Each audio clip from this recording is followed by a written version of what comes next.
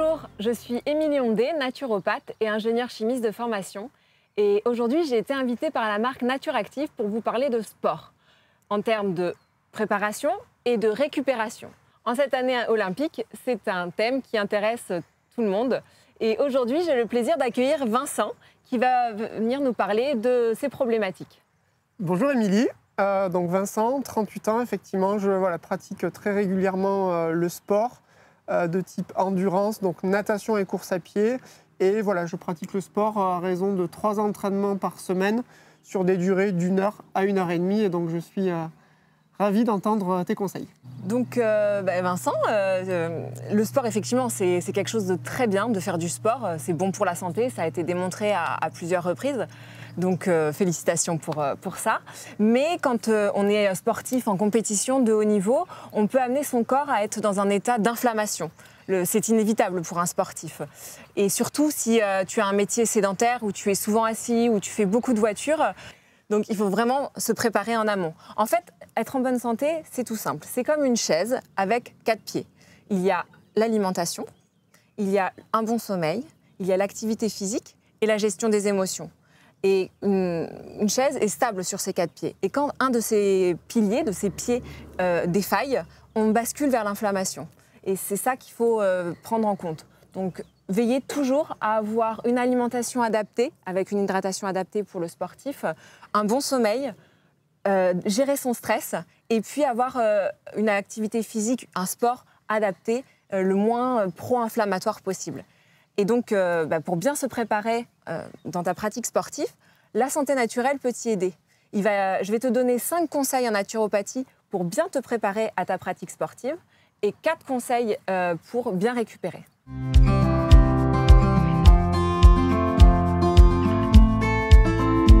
Donc, il y a 5 points importants pour l'alimentation.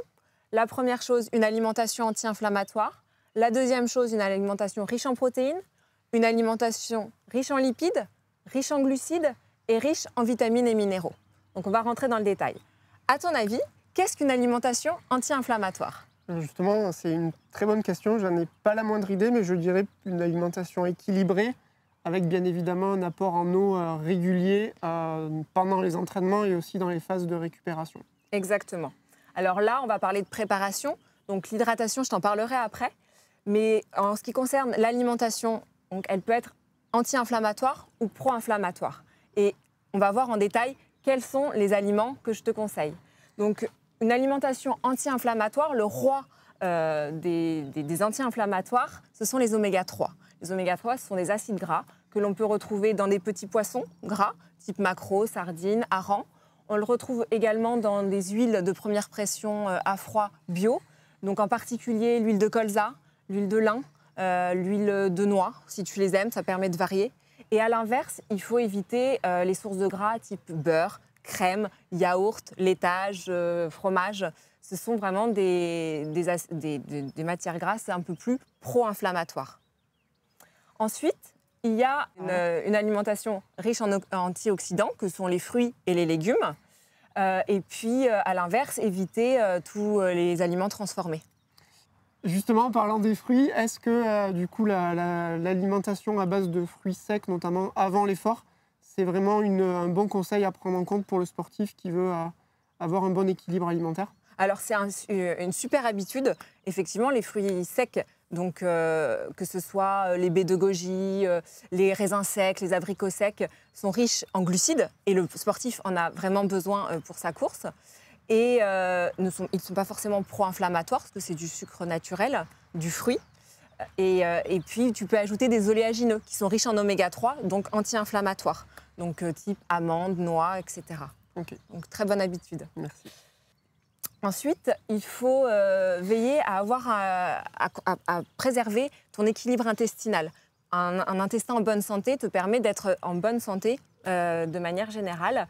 Et donc, favoriser tout ce qui est fibres, ce sont des prébiotiques pour tes intestins, donc ils vont nourrir ta flore bactérienne. Et puis, tous les aliments donc, riches en fibres avec les fruits. Préférez les fruits plutôt que les compotes, où les fibres ont été cassées. Tu peux également penser à des boissons type kombucha ou kéfir sont des boissons fermentées et qui vont venir nourrir tes intestins. Et enfin, une autre astuce pour limiter l'inflammation de ton organisme, c'est la cuisson.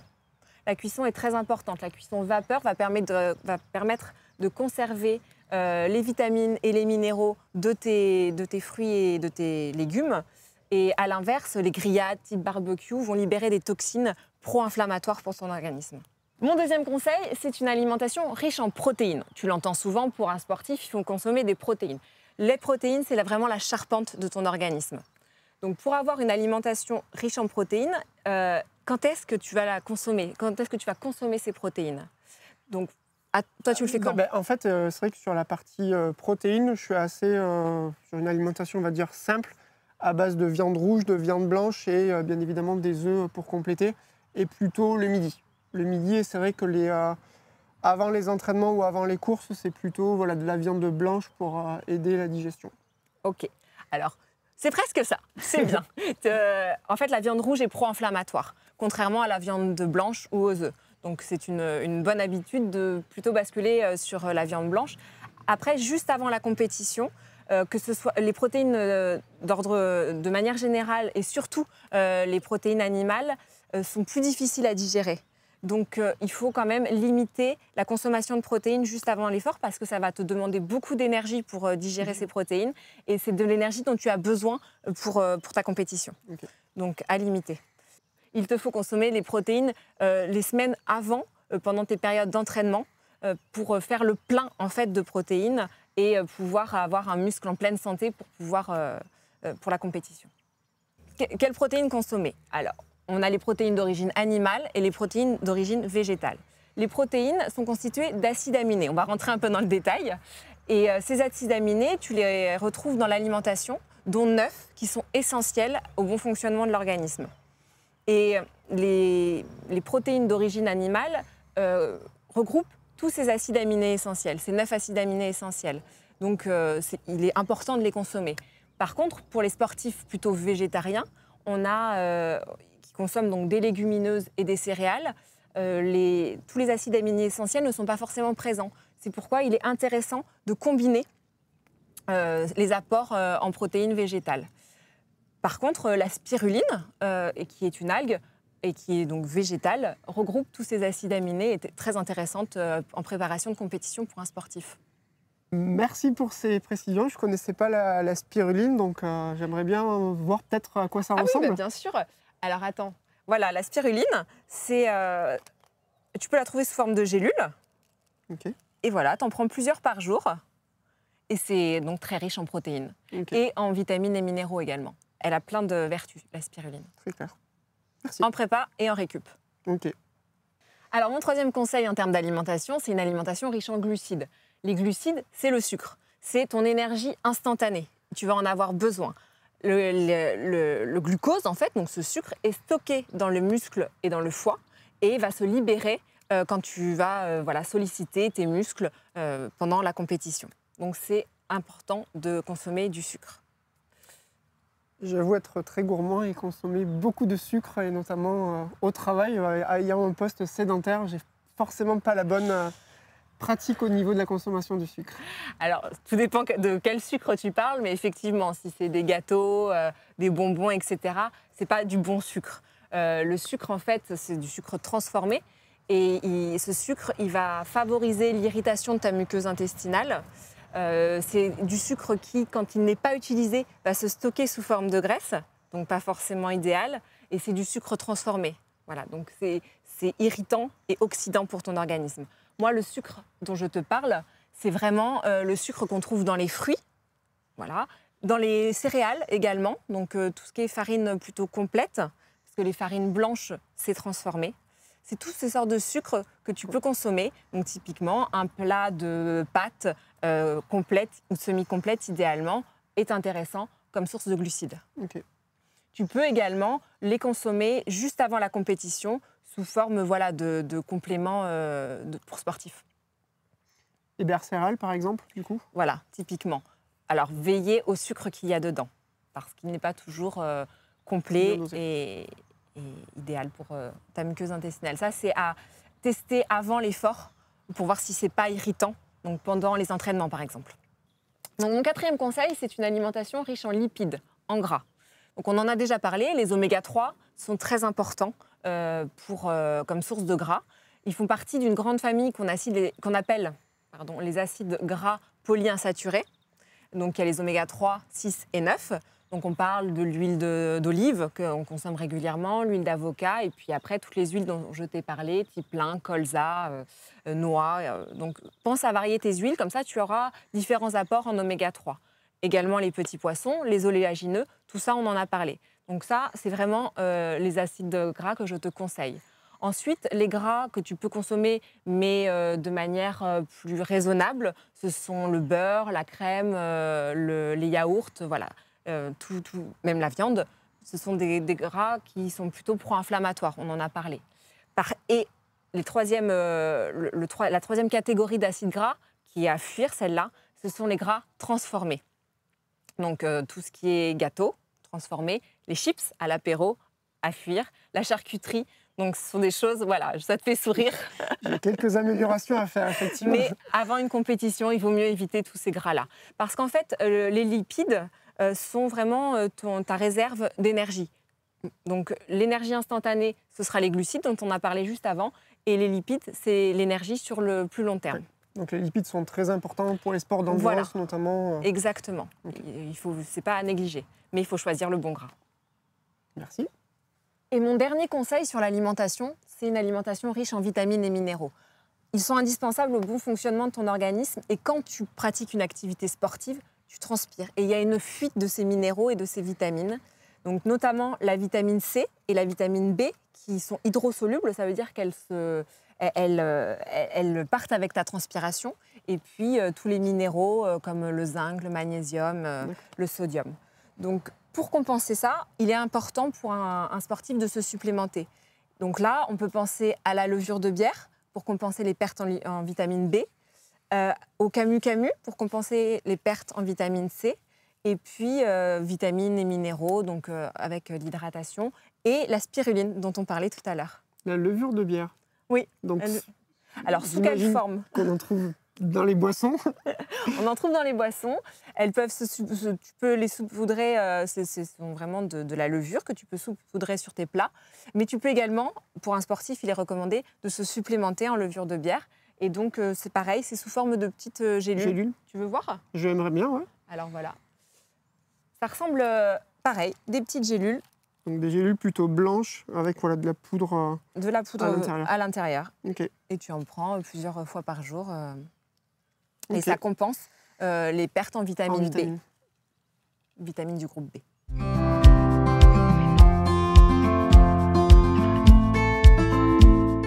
Donc on a dit beaucoup de choses sur l'alimentation, mais il n'y a pas que l'alimentation quand on est un sportif de haut niveau comme toi. Il y a aussi ce besoin de vitalité, de retrouver, d'avoir envie de courir, avoir de l'énergie en soi. Et là, je vais te parler de la magie des plantes adaptogènes. Ce sont des plantes qui augmentent la capacité d'adaptation de ton organisme. Et vu que quand tu pratiques une activité sportive intense, tu demandes beaucoup plus à ton organisme. Et ces plantes vont venir soutenir ton organisme. Donc on a la rhodiole, typiquement, comme plante. On a le ginseng. Ce sont des plantes qui vont améliorer tes performances physiques et intellectuelles également, et qui vont améliorer ta résistance au stress. Donc elles sont très intéressantes. C'est vrai que quand on pense à la vitalité, on pense plutôt au sommeil, au repos, mais pas à l'alimentation à base de plantes. Donc c'est un très bon conseil. Quand on pense aussi vitalité, on pense vitamine C, et donc on en revient... Plutôt chimique. Alors non, pas, ça dépend. Tu peux en avoir à base de plantes. Tu as le camu-camu ou tu as l'acérola. Et en autre plante, pour tout ce qui est boost, tu as le guarana, qui a une teneur en caféine naturelle et qui peut être intéressant également pour retrouver une certaine vitalité. Et le guarana, du coup, c'est plutôt une plante à prendre le matin au réveil ou c'est... Oui, plutôt.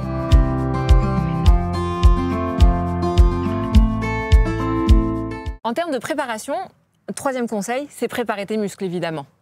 Et donc là, les huiles essentielles sont vraiment idéales pour ça, et les huiles végétales également. Une huile végétale qui est incontournable, c'est l'huile végétale d'arnica, qui a le pouvoir de chauffer tes muscles. Et tu peux rajouter 1 ou 2 gouttes d'huile de Golteri, qui est également son effet chauffant. Juste avant la compétition, tu vas permettre de chauffer ton muscle et d'éviter la blessure. Ça se masse? Oui, voilà, tu le masses vraiment en local. Tiens, d'ailleurs, je vais te montrer. Hop, donc l'huile d'arnica, si tu veux essayer, tu vas constater son effet chauffant sur ta peau. Et ça va avoir cet effet sur ton muscle. Et donc, en préparation d'une activité sportive, c'est hyper intéressant. Effectivement, il y a un effet chauffant. De chauffe immédiat.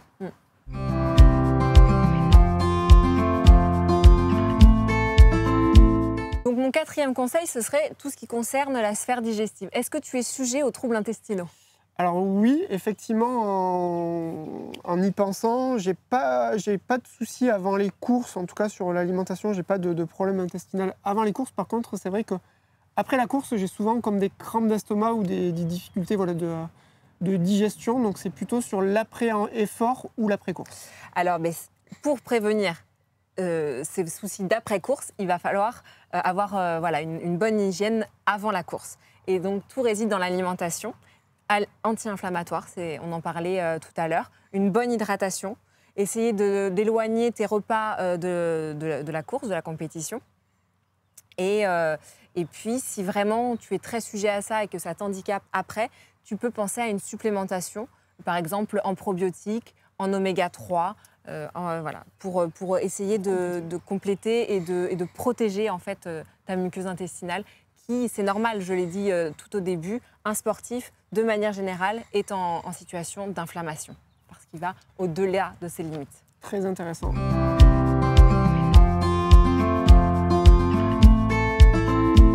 Donc, mon dernier conseil en termes de préparation, c'est vraiment calmer le mental. On sait qu'en compétition, il y a un stress qui vient s'installer parce qu'en fait, le sommeil est très important. C'est ce que je te disais en introduction. Il fait partie de ces 4 piliers de la chaise pour ne pas qu'elle bascule. C'est pendant le sommeil que tes tissus se réparent, que tes hormones sont sécrétées, que tes toxines sont éliminées.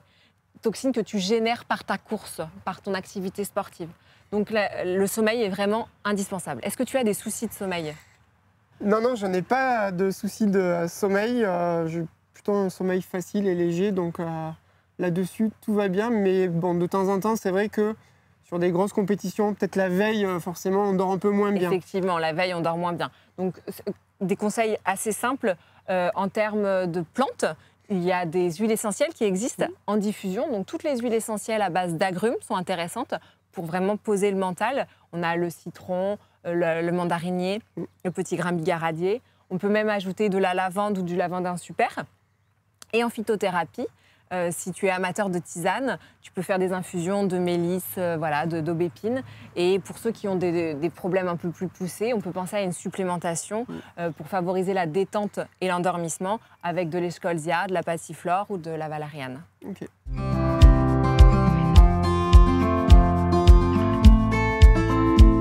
Donc, le premier conseil, compenser les pertes hydriques. Le plus simple, l'eau. Voilà, exactement. Il faut vraiment s'hydrater après une compétition. On a beaucoup transpiré, on a beaucoup perdu de vitamines et de minéraux. Les vitamines dont je parlais tout à l'heure, que sont la vitamine B, la vitamine C, et puis les minéraux potassium, calcium, magnésium, sodium. Donc, d'où l'intérêt d'avoir une boisson riche en sodium après la compétition.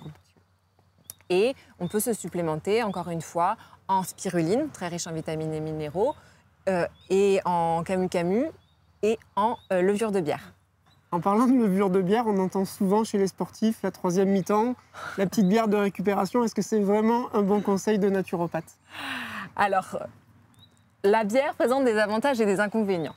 Elle est riche en eau, donc forcément, elle va t'hydrater. Par contre, c'est de l'eau très pure, donc très faiblement minéralisée. Pas assez minéralisée pour vraiment reconstituer les vitamines et les minéraux. La bière contient de l'orge, qui est riche en glucides. C'est intéressant pour la récup, mais pas assez pour vraiment avoir une récupération intéressante en glucides. Et effectivement, elle contient de la levure de bière. Et là, c'est ce que j'arrête pas de t'en parler depuis tout à l'heure. La levure de bière est intéressante. Elle a 2 inconvénients, la bière. C'est qu'elle est riche en alcool. Donc, c'est pro-inflammatoire et ça va accélérer l'effet diurétique. Donc, finalement, tu vas te déshydrater. Et elle ne contient pas de sodium, indispensable pour la récup.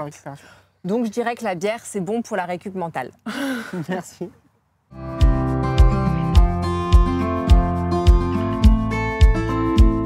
Alors, mon deuxième conseil en termes de récupération, c'est récupérer en termes de protéines. Compenser ces pertes protéines que tu as pu avoir. Donc, il y a l'incontournable spiruline que je t'ai montré tout à l'heure, et puis dans l'alimentation. Et là, c'est vrai que c'est intéressant, le corps est apte à récupérer et à recharger en protéines juste après l'effort, dans la fenêtre de 2 heures après l'effort. Est-ce que c'est quelque chose dont tu as l'habitude?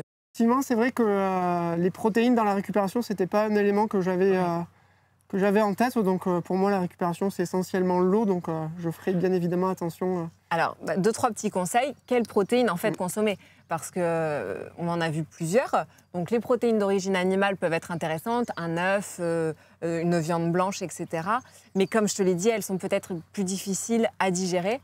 Et donc on peut passer sur des protéines plutôt végétales. Et dans la récup également, on parle de protéines, mais il faut également recharger en lipides et en glucides. Donc la récup dans son ensemble est importante. Ok.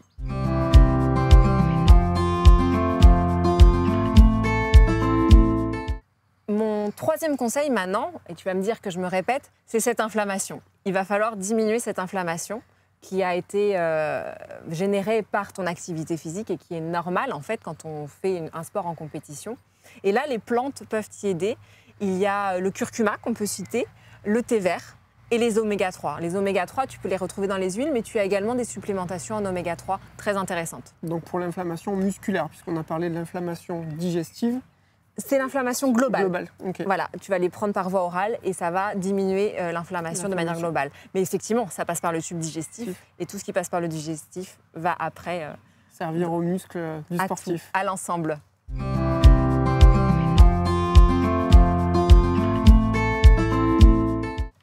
Et donc, mon dernier conseil sur la récupération, c'est musculaire. Effectivement, il faut vraiment, comme pour la préparation, chauffer ton muscle avec quelle huile alors dans ces cas-là?